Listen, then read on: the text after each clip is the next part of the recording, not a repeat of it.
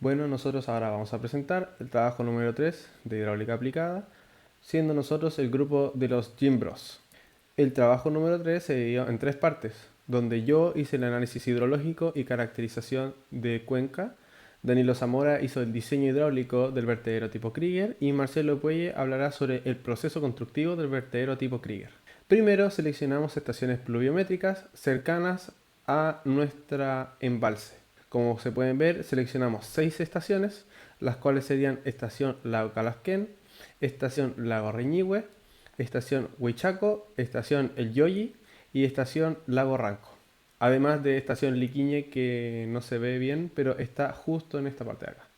Para la recolección de datos, sacamos el registro de precipitaciones máximas de 24 horas para un periodo de 30 años, sacadas desde la Dirección General de Aguas, o DGA. Obtuvimos los siguientes datos. Como se puede ver, hay datos faltantes, por lo que procedimos al relleno de datos. Para el relleno de datos faltantes utilizamos la promediación ponderada. Esta fórmula se utiliza para estimar datos faltantes de precipitaciones en una estación. A partir de registros disponibles de estaciones vecinas, se ajusta cada dato según la relación entre los promedios históricos de precipitaciones, permitiendo una estimación proporcional y representativa, entregándonos los siguientes datos. Posteriormente pasamos al análisis de correlación entre estaciones. El coeficiente de correlación muestra qué tan similares son los datos entre dos estaciones. Un valor acercándose a 1 indica una alta relación y mayor confiabilidad para el análisis conjuntos. Nosotros utilizamos un criterio de mayor a 0,5 para seleccionar qué estación vamos a utilizar para los futuros cálculos. Por ende, el análisis de correlación nos entregó las siguientes estaciones. Estación 1, estación Lago Reñihue, estación 2, estación Liquiñe y estación número 5, estación El Yoyi. Con las estaciones seleccionadas pasamos al análisis de homogeneidad. Sirve para verificar la consistencia temporal de los datos de precipitaciones. Se comparó la precipitación acumulada de cada estación con el promedio acumulado de las demás estaciones. Si la pendiente cambia, se identifica un punto de quiebre y desde ahí se aplica un factor de corrección para ajustar los datos y mantener la homogeneidad. Aquí vemos la ecuación para obtener el factor de corrección. Para el análisis de homogeneidad de la estación 1, encontramos los siguientes valores para la pendiente 1 del primer tramo y la pendiente 2 del segundo, donde encontramos un punto de quiebre en el año 2000, entregándonos un factor de corrección del 0,852. Y así nos quedaría el gráfico luego del factor de corrección para la primera estación. Estos serían los datos para la segunda estación, donde se utilizaría el mismo procedimiento y así quedaría el gráfico para la segunda estación. Estos son los datos para la estación número 5 y estos serían sus resultados. Después pasamos a la distribución de mejor ajuste y precipitación para 750 años. Para estimar la precipitación asociada a un periodo de retorno de 750 años, se emplea el software Hydrognomon, el cual permite identificar la distribución estadística que presenta el mejor ajuste a los datos históricos de precipitaciones. La selección se basó en dos criterios fundamentales. Primero, el mayor porcentaje de ajuste a Tain, que refleja la adecuación de la distribución a los datos observados en un valor de porcentaje. Luego tenemos el segundo criterio, que sería el menor valor Tmax, correspondiente a la máxima desviación entre la distribución teórica y la empírica. Una vez identificada la distribución óptima para los datos, el programa entrega directamente el valor de precipitación asociado al periodo de retorno para esa distribución específica. Para nuestra estación número 1, la distribución estadística afín sería el Normal L Moments, donde para un periodo de retorno de 750 años, su precipitación máxima sería de 137,24 milímetros. Para la estación número 2, nos entregó que la distribución estadística afín sería GEV-min, donde nos entrega para un periodo de retorno de 750 años una precipitación máxima de 176,41 milímetros. Y finalmente, para nuestra estación número 5, nos entrega nuevamente Normal L Moments, donde el periodo de retorno para 750 años sería del orden de los 105,47 milímetros. Para la determinación de la cuenca portante al punto de control, se lleva a cabo utilizando el programa de Google Earth. Primero se identifica el punto de control correspondiente al emplazamiento del vertedero. Luego, mediante la interpretación de las curvas de nivel y la topografía del terreno, se trazan las divisorias de agua que definen la cuenca hidrográfica, donde finalmente el área de la cuenca se determina a través de Google Earth utilizando la herramienta de medición de superficie. El área de la cuenca delimitada en Google Earth nos dio del orden de los 155 kilómetros cuadrados. Para la estimación de la precipitación media con los polígonos de Thyssen se utilizaron las estaciones previamente trabajadas para trazar los polígonos de Thyssen, un método que permite identificar qué estación tiene influencia sobre una zona determinada. Al extender las líneas entre las estaciones, se determina que la zona portante al embalse no quedaba contenida dentro de los límites originales.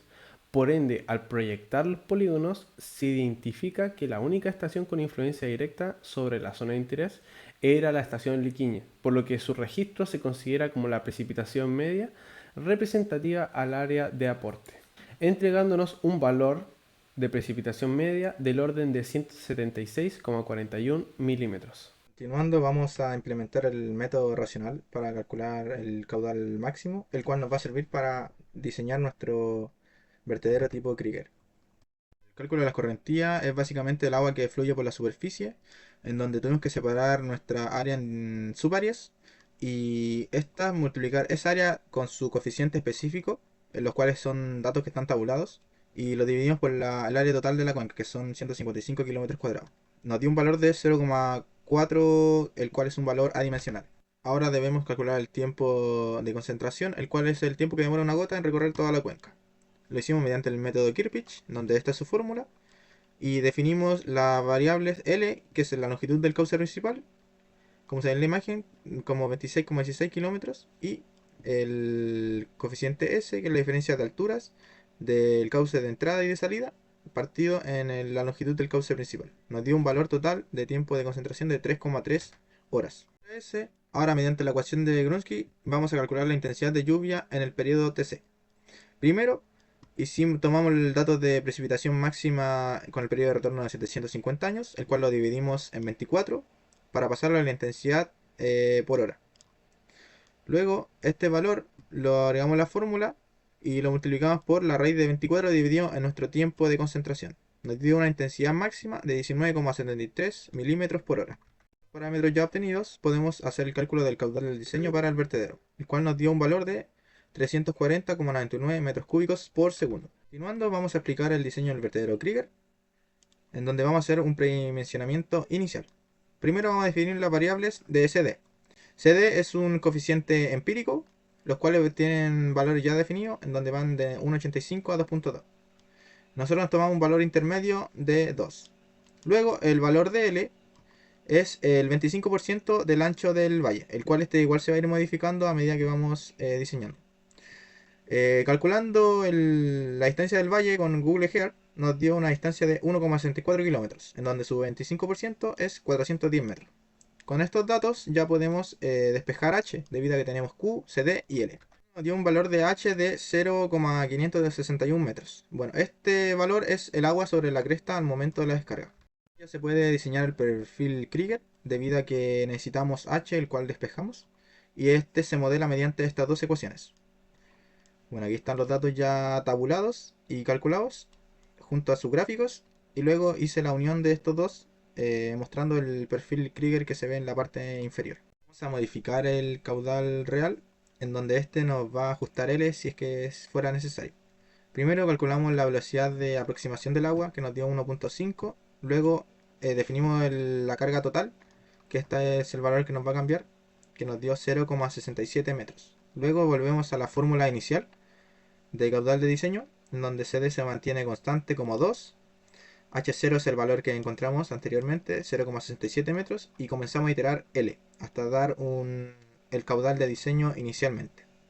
Nos dio que el largo del vertedero es de 310 metros para que dé caudal de diseño inicial. A posterior se calcula la altura del vertedero dándonos un valor de 144,239 metros y la velocidad de caída sin pérdida. dándonos un valor de 53 metros por segundo aproximadamente. Esto presenta un problema debido a que puede haber separación de flujo, erosión del material y cavitación. Así que requerimos de un disipador de energía. Se hace el cálculo de I1, el cual es la altura del agua a la salida del pie de la presa, que es en metros. Hacemos el cálculo correspondiente con el valor de Qmax de la velocidad al pie de la presa, la cual la calculamos que es la velocidad de caída, y B, que es nuestra altura de cresta, que nos dio 0,67 metros. Nos da un valor total de 9,56 metros de I1. Vamos a hacer el cálculo del número de Freud, el cual nos va a ayudar para calcular la altura del diente del dique. Ya tenemos todos los parámetros y podemos calcularlo, que nos dio un valor de 5,49. Luego entramos a la gráfica por el eje X, chocamos con la pendiente que se ve en el gráfico y la proyectamos hacia el eje Y, dándonos un valor de 2,8. Bueno, este valor luego lo despejamos lo multiplicamos por I1, que tenemos el dato, y nos va a dar un valor de altura de diente del dique de 26,77 metros aproximadamente. Vamos a calcular la altura máxima de resalto, que sería I2, el cual es la ecuación que se ve a continuación, y poseemos todos los datos. H, que es la altura del dique hasta la cresta del vertedero, se calculó restando la altura del vertedero menos la altura del dique, que nos dio un valor de 117,471 metros. Luego H2 se despeja y nos da un valor de 14,85 metros. Vamos a hacer el cálculo de la profundidad de flujo, que bueno, esta va a ser la altura de agua a la salida del canal de descarga, que nos dio un valor de 49,1 metros aproximadamente. Y luego vamos a calcular la longitud del pozo de amortiguación mediante la siguiente fórmula, y nos dio un valor de 36,5 metros. Se pueden apreciar el diagrama de nuestro diseño de vertedero Krieger junto a su disipador de energía, en donde, bueno, aquí se pueden observar todos los parámetros que calculamos anteriormente. Proceso constructivo de un vertedero tipo Krieger. El vertedero tipo Krieger es una estructura hidráulica de descarga libre con un perfil optimizado para seguir la trayectoria natural del flujo. Su construcción requiere precisión tanto como en su alineamiento.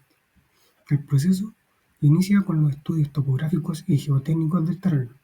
Luego se realiza el replanteo del eje del vertedero, cotas de fundación y estructuras asociadas, asegurando que todo el trazado se ajuste al diseño. Una vez definido el emplazamiento, se procede a limpiar y a excavar el terreno hasta la cota de fundación. Se controla el nivel freático mediante drenes o bombeo y se estabiliza el terreno si es necesario. Luego, se construyen las fundaciones en hormigón armado, instalando las armaduras, juntas de dilatación y anclajes según planos. El concreto se debe vibrar y curarse correctamente en las condiciones de humedad dada su ubicación para garantizar la durabilidad y adherencia con la superestructura. El cuerpo del vertedero se construirá en etapas, comenzando desde aguas arriba hacia aguas abajo. Se utiliza el encofrado curvo de alta precisión para dar la forma del perfil parabólico característico del crane. Se colocan armaduras detalladamente y el hormigón se vacía por capas con un adecuado vibrado para evitar defectos. Es fundamental respetar las dimensiones y pendientes, ya que el perfil influye directamente en el caudal descargado. Se construyen además elementos adicionales como las alas laterales, canal de descarga, drenajes subterráneos y estructuras de protección. Estas obras ayudan a dirigir el flujo y evitar las erosiones. Durante todo el proceso se realiza un control de calidad mediante ensayos del concreto, revisión geométrica del perfil y la supervisión técnica. Se verifica también la correcta instalación de las juntas y la impermeabilidad de la estructura. Finalizada la estructura, se remueven los desvíos temporales de aguas y se ejecuta una prueba de operación con un caudal controlado. Se monitorea el comportamiento del flujo y se corrigen posibles fallas menores. El vertedero queda operativo cuando cumple con las condiciones de diseño hidráulico y estructural, garantizando una descarga segura y eficiente durante los eventos de crecida. A continuación, se presenta la bibliografía con la que se ha realizado el trabajo. Gracias.